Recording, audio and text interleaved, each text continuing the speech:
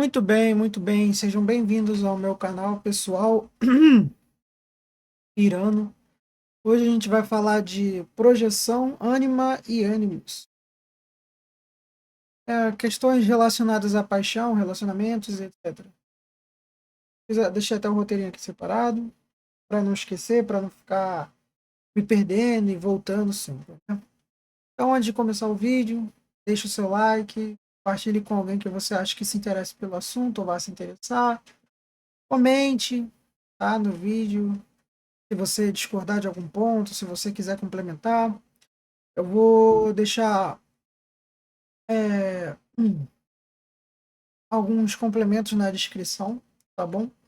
Geralmente eu não falo dos complementos no vídeo, porque às vezes eu posso lembrar de algum depois, esquecer de algum, entendeu? Aí eu acabo botando no.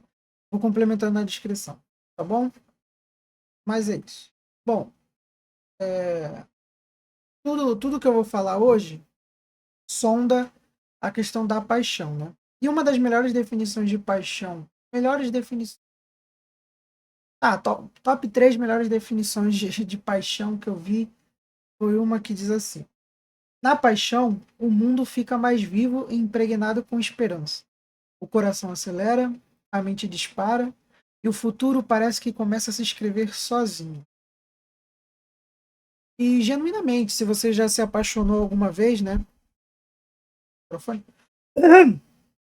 Se você já se apaixonou alguma vez na vida, você pode se recordar que é mais ou menos assim, né? Mais ou menos assim que a paixão funciona, né? Você começa a ficar feliz de maneira, assim, exacerbada, né? E de maneira não tão racional, né? Você não fica feliz porque aconteceu algo especificamente, mas porque aconteceu qualquer coisa envolvendo aquela pessoa, né? Então, os mínimos motivos, os mínimos detalhes já são suficientes para o seu dia se tornar um dia muito bom, dia excepcional, né? Mesmo que não tenha acontecido nada de excepcional. Então, já jogando muita coisa no chão aqui.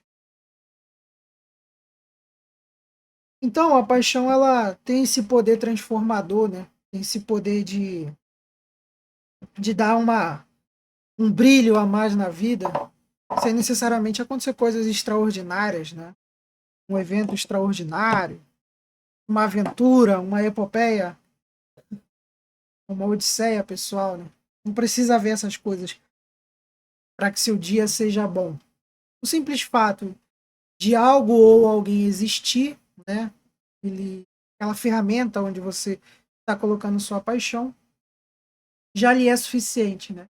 Para lhe animar o dia. E na paixão a gente tem uma, uma certa projeção. O que é a projeção? É uma imagem interna nossa, é uma imagem interna nossa, né? Que a gente acende, que a gente coloca em outra pessoa.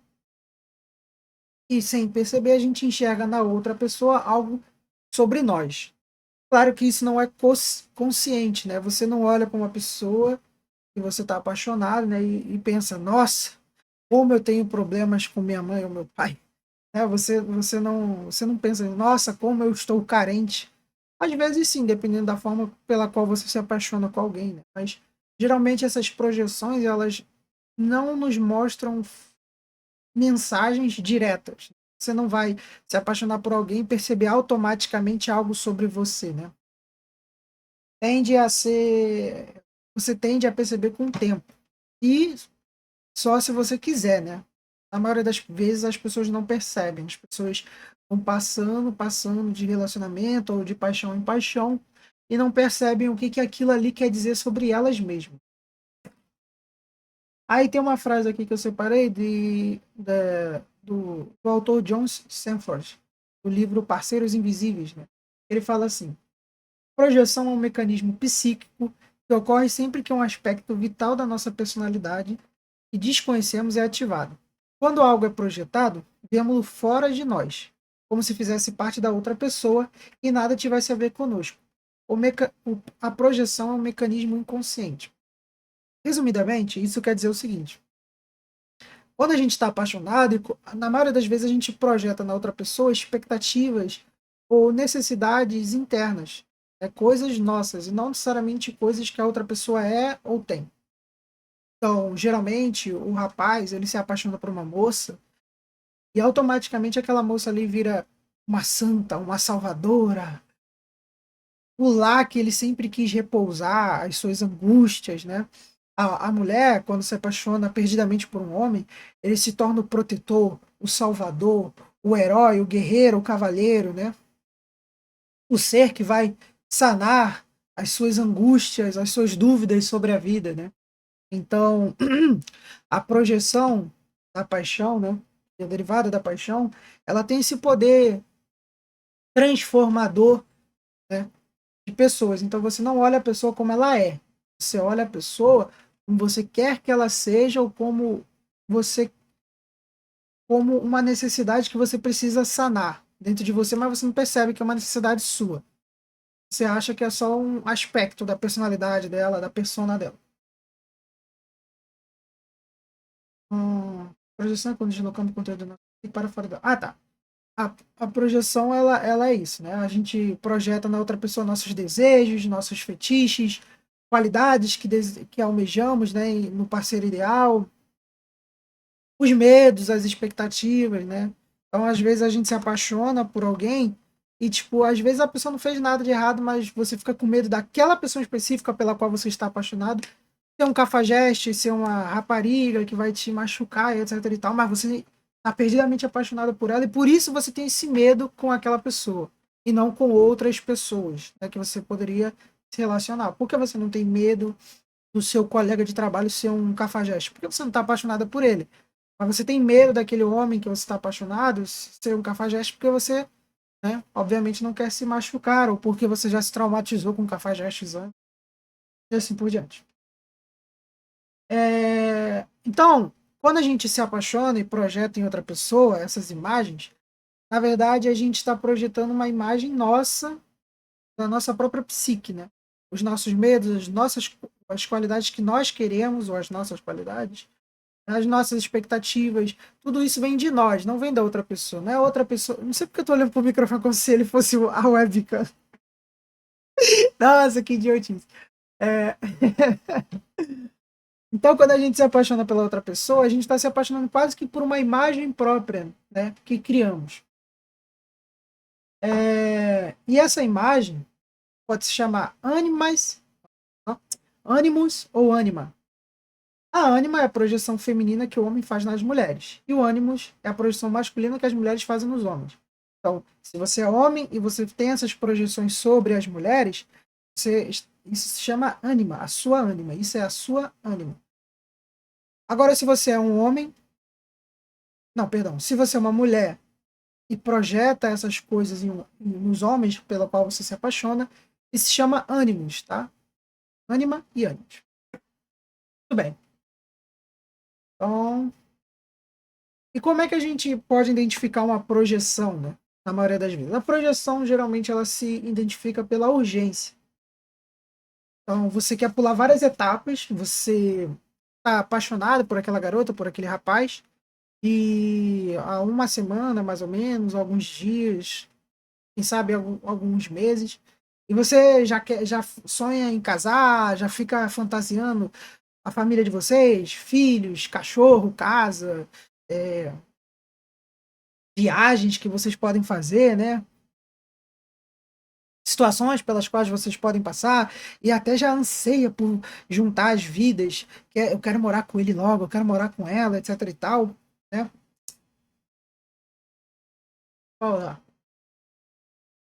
Ai, caraca. Isso aqui não tá configurado o OBS. Ih, não tem como pausar, não. Ah, bom. Depois eu configuro o OBS para ter pausa.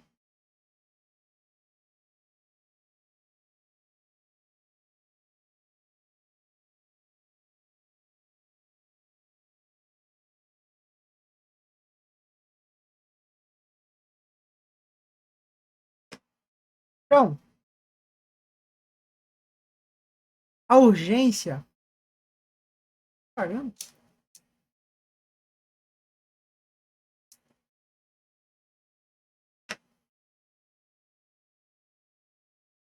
Nossa, eu adorei esse cachimbo novo que eu ganhei, ó. É gostosinho de pegar, ele é tão, sei lá, consistente.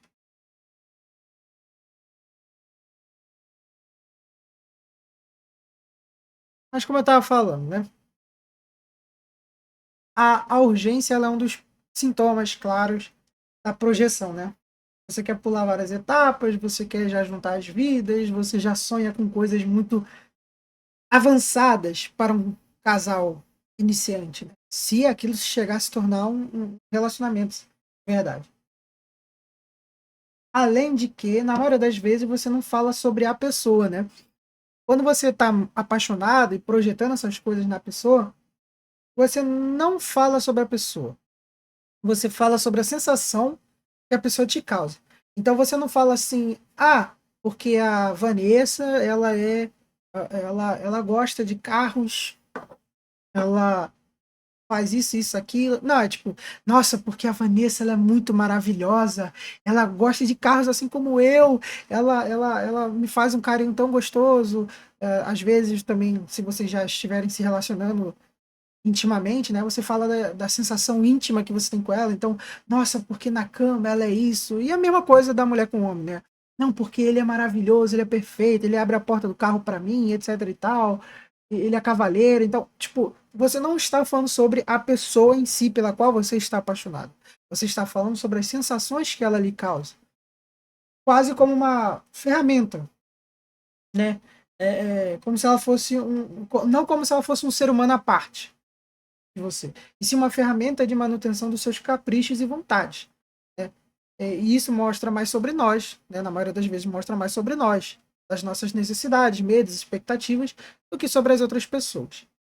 Então, eu estar falando que a fulana pela qual me apaixonei, ela é muito carinhosa, não revela quem é a pessoa fulana, né? Não revela sobre a tal Vanessa. Quando eu falo que a Vanessa é maravilhosa, não fala sobre a totalidade da pessoa, nem a parcialidade da pessoa, as singularidades, as particularidades. Quando eu falo da Vanessa, como ela é maravilhosa, eu estou falando sobre como ela atende às minhas expectativas e aos meus caprichos. E geralmente essas coisas, a projeção ela tende a diminuir com o tempo, assim que você e a outra pessoa são expostos a doses regulares de realidade. Né? Então, o famoso convívio. Naturalmente você entrará em contato com as outras faces daquela pessoa e daquela pessoa que para o seu inconsciente é quase como um Deus, perfeita, perfeito. E aí quando você for exposto a essas outras faces, a forma como ela reage às diversas situações, como ela é no seu dia a dia, fora daquele personagem da- da- das situações de encontro, né? Aqueles encontros cheios de expectativa, cheios de romance. Então, como ela é no seu dia a dia, fora daquela cena romântica do encontro depois de semanas sem se ver, dias sem se ver, horas sem se ver.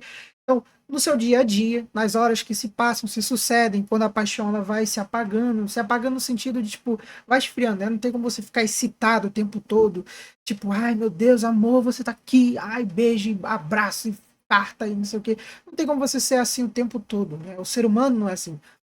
Então você não pode ficar triste o tempo todo, você não pode ficar feliz o tempo todo, você não pode ficar apaixonado o tempo todo. É impossível isso acontecer. Então, essa contínua exposição a doses de realidade, né, tal do convívio, faz te desmotivar, te desmotiva a continuar criando aquela fantasia de Deus em cima daquela pessoa. Então, naturalmente, as projeções elas tendem a como posso dizer, a ter a sua manutenção menos recorrente. Então você, com menos frequência, vai fantasiando aquela pessoa, vai poupando aquela pessoa. Você vai aos poucos vendo como ela realmente é, ou como ela realmente se apresenta, não necessariamente como ela realmente é. Então, primeiro a gente vai falar da ânima na mulher, né? Como o homem projeta na mulher.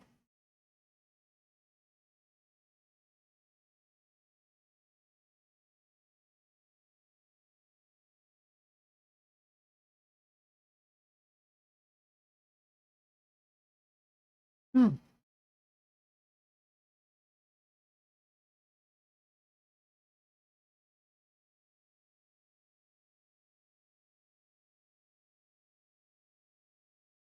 O homem tenta projetar na mulher, ele desperta algum sentimento, paixão, etc e tal, conteúdos derivados da experiência com a primeira mulher com que ele teve contato em sua vida, sua mãe. Na maioria das vezes, sua mãe. Então, se a experiência com a mãe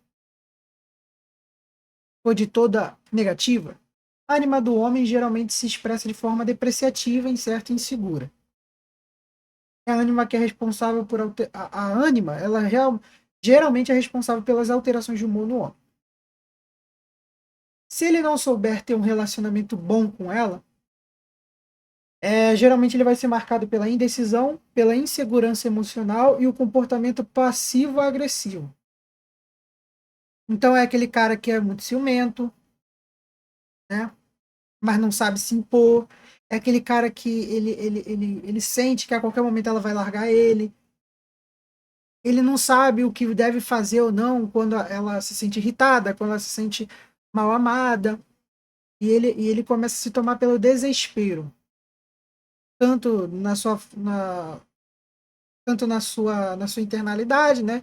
Nos momentos que ele tá só, então ele fica muito ansioso, fica muito estressado, etc e tal, quanto também nas decisões que toma. Ele fica muito ansioso e toma decisões muito precipitadas.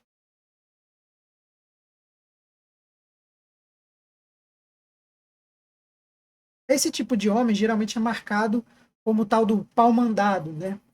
Ele toma, ele é muito submisso às mulheres da sua vida. E dessa forma, toda mulher que encarna elementos perigosos e sedutores ao mesmo tempo vão servir como objeto de projeção da ânima. As sereias são um bom exemplo disso na mitologia, na literatura, né? Porque elas representam esses aspectos. Elas são bonitas, elas cantam, elas trazem esse encantamento ao homem, né? E conduzem os marinheiros, né? O homem, é, ao fundo do mar. Pode ser uma relação simbólica, o fundo do mar pode ter uma relação simbólica com o inconsciente do homem, né?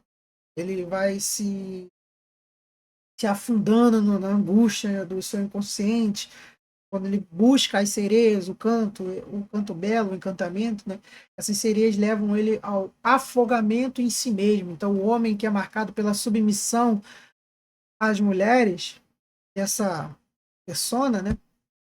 Eles são marcados por, por essa angústia, porque, obviamente, as mulheres vão se satisfazer excitando esse tipo de homem, mas quando lhe não for mais necessário, quando lhe for descartável, esses homens lhe serão descartados e eles se sentirão afundados, afogados numa angústia interna. Então, tem essa relação simbólica. E as sereias geralmente representam o calor materno, né? Que encanta o homem, que tira-o da inércia.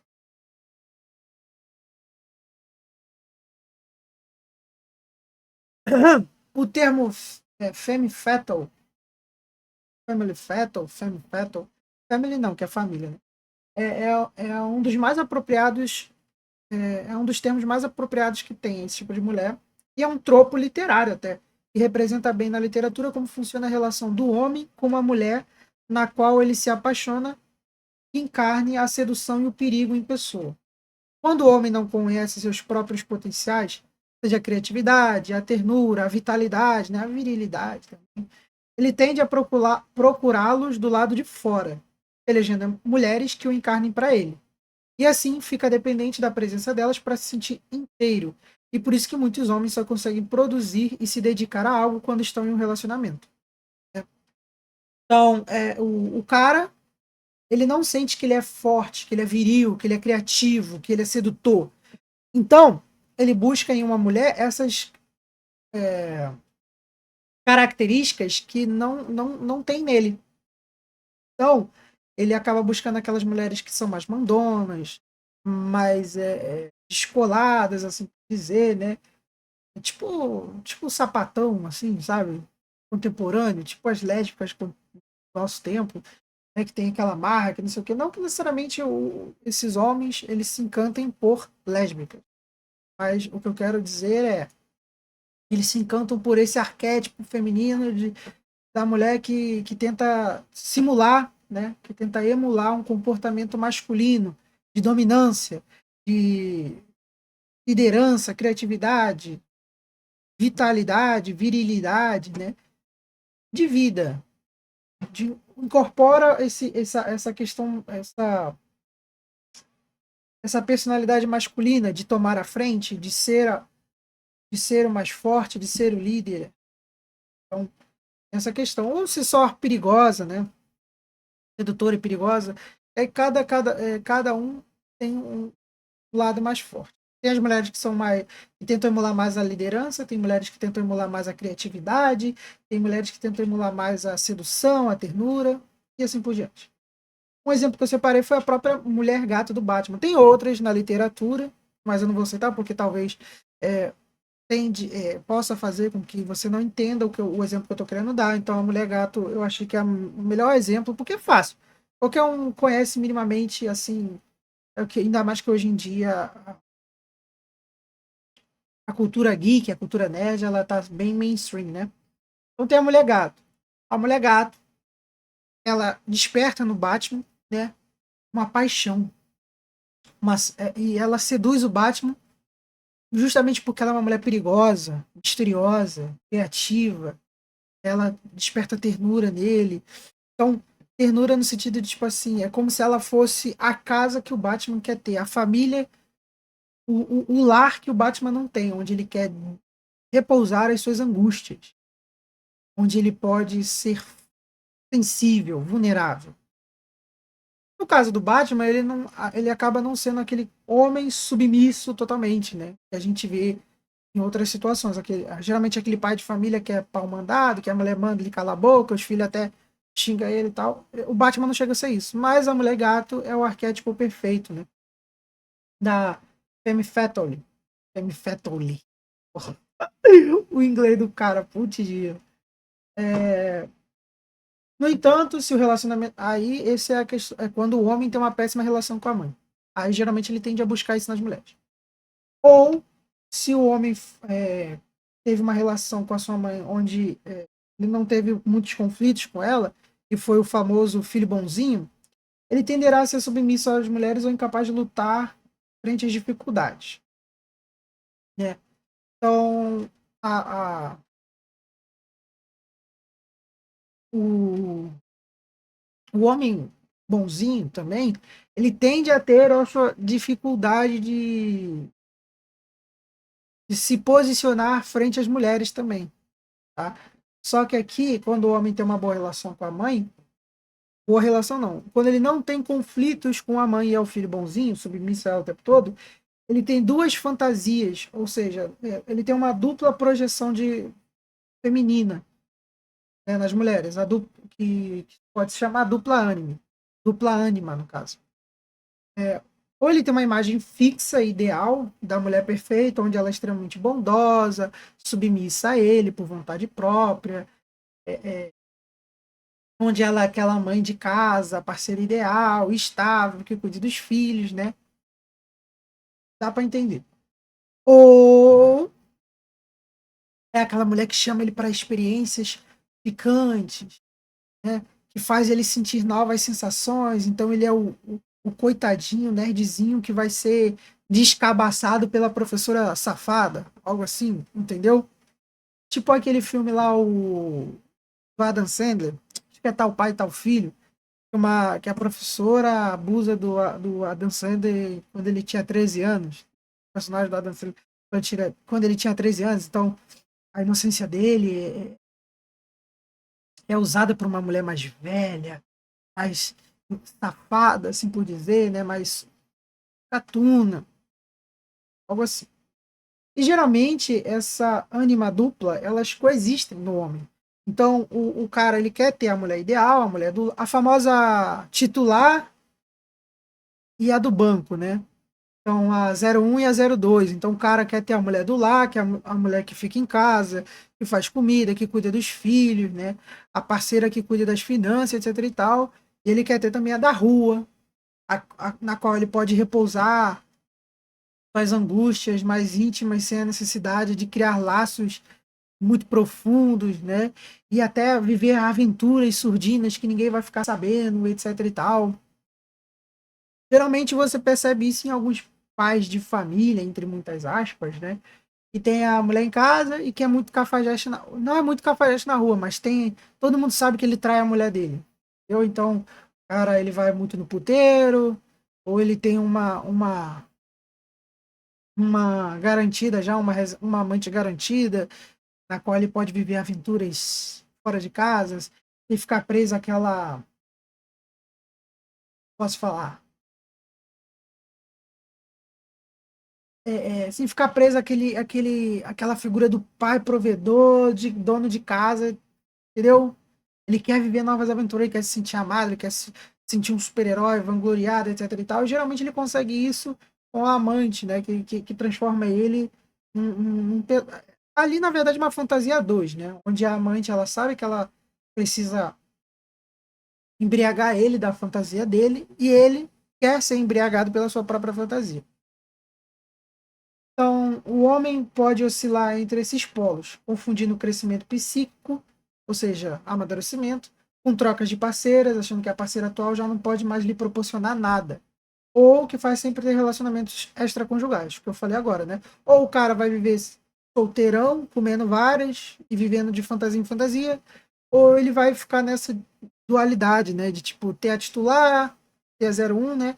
Ter a 02, ter a do banco. Com a consciência desses estados, ele percebe que é uma tensão interna para compensar um lado que pede justamente a integração e não passa livre para abandonar vínculos sempre a projeção se desgasta. Ou seja, quando você toma consciência disso, né, que você geralmente está projetando isso nas mulheres porque você tem uma necessidade interna de se integrar a alguém, buscar no colo feminino um lar para repousar suas angústias, você começa a trabalhar essa questão em você, né? E para de usar as suas mazelas da vida como desculpa, como passe livre para não ter responsabilidade afetiva. Né? E parece ter um nome idiota de algum psicólogo frescurento, mas na verdade é uma palavra bem assertiva, né? Responsabilidade afetiva. Você não pode sair por aí, né? Fazendo os outros se apaixonar por você e simplesmente você comendo a pessoa, dando para a pessoa e no outro dia largando ela como se ela não fosse nada. Então essa é a parte do homem. Aí tem a parte da mulher, né? O ânimos do homem. O ânimos no homem, no caso. Na mulher, o ânimo se apresenta em uma paixão por um homem que mal conhece. Geralmente, o ânimo e a ânima se apresenta em pessoas que a pessoa mal conhece. O enxergando como herói, mentor ou salvador, na maior parte das vezes. Sendo, ela transforma ele em uma tela na qual se projeta necessidades internas. Essa projeção que gera a paixão na mulher costuma ser mais intensa nos homens que são caracterizados pela palavra barra oratória. Né? Professores, comunicadores, líderes ou artistas. Tem muito isso. Já está no seu imaginário, você consegue imaginar isso, né? Aquele cara cafajeste, bonitão, tipo o Pierre, não é? Pierre? Aquele cara do X-Men que joga cartinhas. Ele é todo cafajestezão, fala francês, né? As meninas são doidas por ele e tal. Então, é mais ou menos isso, né? Porque o cara, ele tem a oratória ao seu lado, né? O que conquista muitas mulheres é essa forma de falar. Não é tanto a beleza física. Se você for ler os dark romances, né? Que são o pornô de mulher, é, aquele pornô para leitor, né? É, pornô literário, você vê que por exemplo, o Christian Grey, acho que é esse o nome, né? O cara do 50 tons é 30 tons, sei lá. 50 tons de cinza, ele não é um cara que necessariamente, tipo, fortão. Ele tem essa questão física, né? Mas o que mais atrai a mulher, eu esqueci o nome da mulher, no livro, ele é um cara sedutor, ele é um cara misterioso, que sabe falar na hora certa e como falar. Então você vê que o cara geralmente que seduz as mulheres, muitas mulheres, né? É o cara que tem uma boa oratória, que sabe falar, que sabe se portar. Não é necessariamente o cara bombadão, fortão, cheio de músculo, né? Professores, comunicadores, líderes ou artistas. Porque o ânimo se fascina justamente pelo logos, o princípio da clareza das ideias e do discernimento. Ou seja, o logos é a razão e a coerência na forma de falar. A sedução no discurso. Quando o cara discursa, seduz através da forma como ele discursa. Discorre, né? A mulher dominada internamente por um ânimo negativo tende, sem perceber, a escolher homens que encarnam um padrão que a domina, a minimiza e a critica, reproduzindo por fora o que ela mesma vive por dentro. Por exemplo, aquela mulher que pouco fala ou se expressa, sujeita-se a homens abusivos ou controladores, e assim permite porque ela olha para a forma que ele a trata como a forma que ela mesma se trata internamente. Então, meio que a mulher que tem essa questão do ânimo negativo, né? Geralmente teve uma relação abusiva com o pai, etc e tal, ela não, ela tem uma baixa autoestima, né? E ela permite que as outras pessoas sejam assim com ela, principalmente marido, etc e tal, porque geralmente é assim como ela mesma se vê, né? Então, ela se vê como pouca coisa ou como uma nada na vida, né? E aí ela justifica as ações do marido, do namorado, do amante, que ela se apaixonou, como, é normal, afinal, eu sou isso mesmo, é assim como eu me vejo. Ela não verbaliza, né, isso na mente, mas geralmente tem essa relação entre que como os outros tratam ela, especialmente a pessoa pela qual ela é apaixonada, e projeta esse ânimo, e a forma que ela mesma se vê internamente. Assim como há o fenômeno da dupla ânima no homem, também há a dupla imagem do ânimos, há o duplo ânimos da mulher.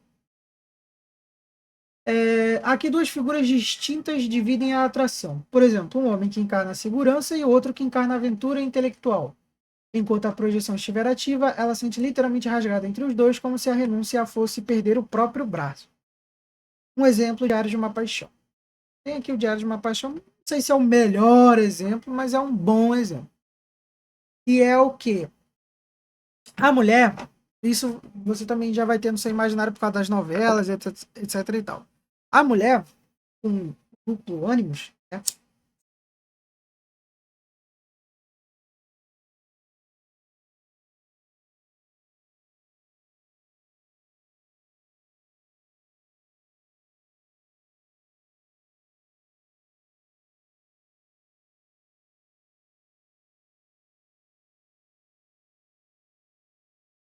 A mulher com duplo ânimos, ela vai ficar dividida entre aquele marido provedor, bondoso, caridoso, sabe? Que dá-lhe amparo psicológico, financeiro, emocional, né? Mas ela vai se sentir incompleta e vai buscar também a aventura intelectual, a aventura. Eu acho que a palavra intelectual não é tão apropriada. Eu acho que a melhor parte é a aventura mesmo, na forma ampla, se vê. No sentido de que a mulher ela vai se sentir incompleta como a dona de casa. Então ela vai sentir que ela não viveu ainda tudo que ela tinha para viver. Então ela vai encontrar um outro homem ou outros homens no plural que a façam sentir uma vitalidade que ela não tem por completo, sendo só dona de casa, mãe, esposa, né? Tanto faz. E ela vai romantizar isso, essa relação entre o triângulo amoroso que ela criou, né? Entre o marido bondoso, caridoso, romântico, dono de casa, no sentido de que ele, né, provê para casa, etc e tal. E a relação dela com o cafajeste, que leva ela para aventuras e faz viver proibido, profundo, né, etc e tal.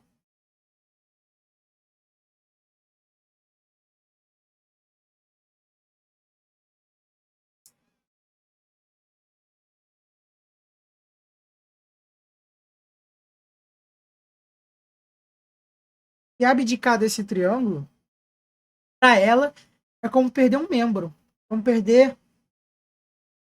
uma parte vital da sua vida, como se isso fosse uma fase normal da sua vida, né? Então, no Diário de uma Paixão, a gente tem o exemplo, né, da moça que viaja, acho que ela viaja, né? Viaja, espera cartas daquele amor jovial, daquele amor que ela teve na juventude,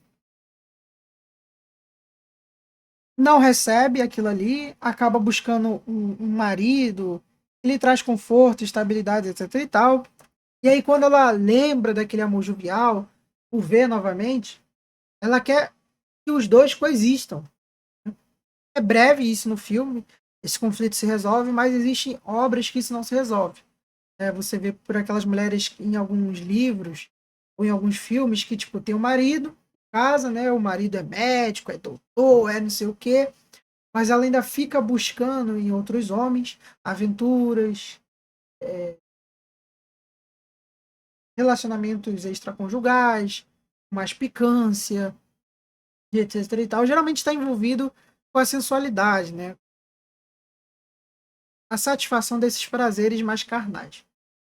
Aí tá aqui, ó. Se apaixonando pelo homem que lhe traz conforto emocional, financeiro, etc., amparo e estabilidade. Até casa-se com ele. Contudo, ainda busca aquela dose de aventura e perigo que lhe faz sentir uma intensidade vital, quase como a versão masculina da Femme Fatale. Né? Como eu falei, a Mulher Gato, né? O arquétipo do amante excitante, perigoso e proibido lhe traz uma sensação de vida e de complementariedade à sua vida que não pode apenas ser pacata. Apresenta-se mulheres que tendem mesmo sendo casadas ou comprometidas, em algum grau com o homem, ainda assim buscar relacionamentos extraconjugais ou aventuras fora do seu relacionamento principal. Geralmente a mulher romantiza essa situação acreditando que faz parte do processo natural de indecisão e que aquela situação é inevitável, como se fosse um conflito normal do seu dia a dia. Não há só a mulher do lar ou a mulher aventureira. Sua individualidade só existe se ambas facetas suas existirem. Ou seja, na cabeça dela, não pode haver só a aventureira, porque ela quer aquele conforto, aquela estabilidade, aquele colo para ela dormir todas as noites, né? Aquela fantasia dela brincar de casinha, mas ela também quer aventura, ela quer não saber o que vai acontecer amanhã ou daqui a 10 minutos, estando com aquele homem perigoso, misterioso, aventureiro, etc e tal. Como o marido como o marido que se sente sufocado, sendo apenas pai, provedor de família, e só se sente vivo se relacionando extraconjugalmente com outras mulheres em aventuras noturnas e surdinas. Ou seja, essa mulher busca em outros relacionamentos picância, perigo, aventura, vitalidade. Ela é a versão feminina do marido que, né, busca nas amantes, em prostitutas, etc e tal, a vida que ele sente que perde no casamento. Então, a mulher se sente sufocada com esse título único de esposa, de dona de casa, de mulher, né? E busca nessas aventuras extraconjugais, ou em aventuras quando ela está solteira com diversos homens diferentes, uma vida para além de um papel que ela sente oprimi-la sendo mãe de casa, dona de casa ou esposa de alguém. O homem é a mesma coisa. Ele busca nesses relacionamentos extraconjugais o heroísmo que ele sente que ele não tem em casa, o prestígio que ele sente que ele não tem da esposa, ou a aventura que ele sente que foi lhe roubada pela monotoniedade do casamento. Então, são essas duas formas que tem de projeção do homem sobre a mulher e da mulher sobre o homem. Deu para entender o que é projeção, ânima e ânimos, certo? Então, o vídeo fica por aqui. Né? Não tenho muito para complementar além disso. Não tenho o que eu falar depois disso. Pode falar assim, você pode dar um exemplo? Esse que eu falei, eu dei um exemplo, né, da mulher. Diário de uma Paixão, né? Ela fica entre um seu marido, e uma aventura que ela teve na juventude, né, etc e tal. E a mulher submissa até é difícil você imaginar uma agora. Né? Não é muito difícil imaginar uma mulher que é submissa a um homem controlador, algo assim. É quieta e não se expressa muito no ambiente. Então, tem essas duas formas. Então, eu espero que tenha ficado claro. Eu vou deixar aqui na descrição alguns complementos, né? Seja obras, estudos, tanto faz. E nos vemos no próximo vídeo. Vamos prolongar muito. Não.